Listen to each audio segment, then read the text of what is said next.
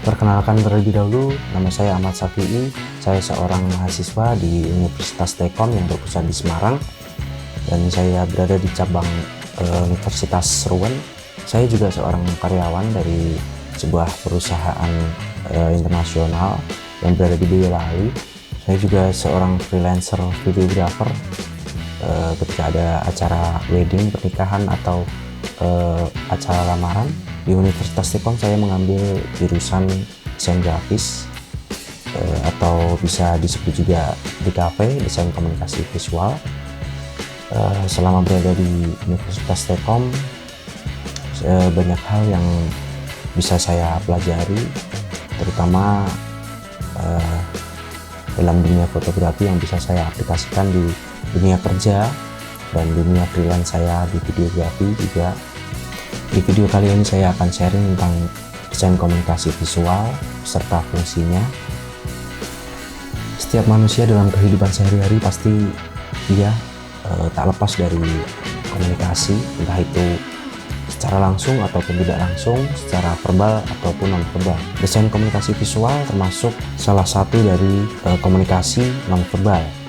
Desain komunikasi visual adalah komunikasi yang diterapkan dalam bentuk visual, entah itu sebuah gambar, tanda, logo, ataupun sebagainya yang bisa divisualisasikan dan dilihat oleh mata sehingga mencapai sebuah tujuan atau informasi tertentu.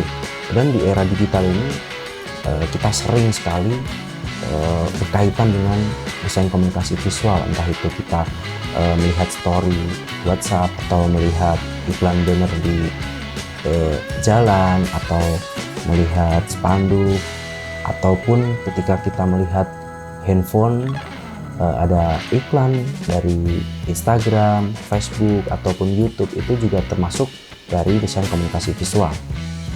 Kemudian kita akan membahas tentang fungsi dari desain komunikasi visual menurut Kennedy di tahun 1999.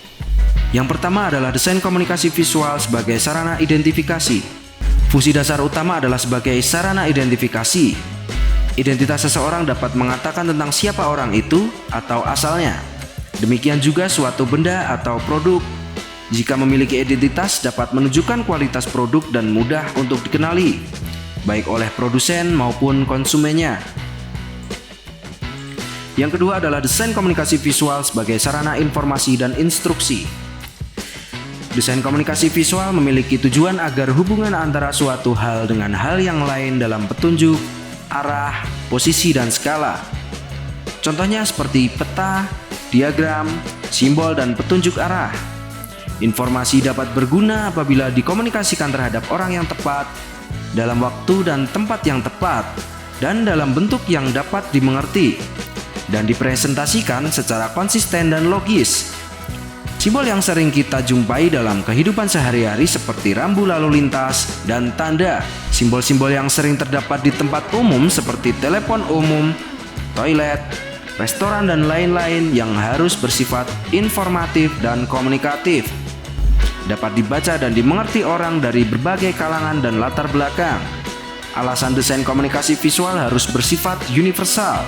Yang terakhir adalah desain komunikasi visual sebagai sarana presentasi dan promosi.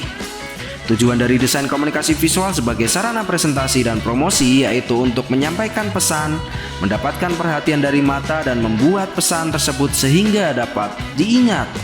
Sebagai contoh yaitu poster.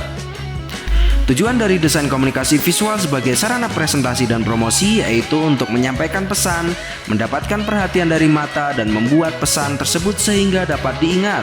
Sebagai contoh yaitu poster. Penggunaan gambar dan kata yang diperlukan hanya sedikit, mempunyai satu makna dan mengesankan.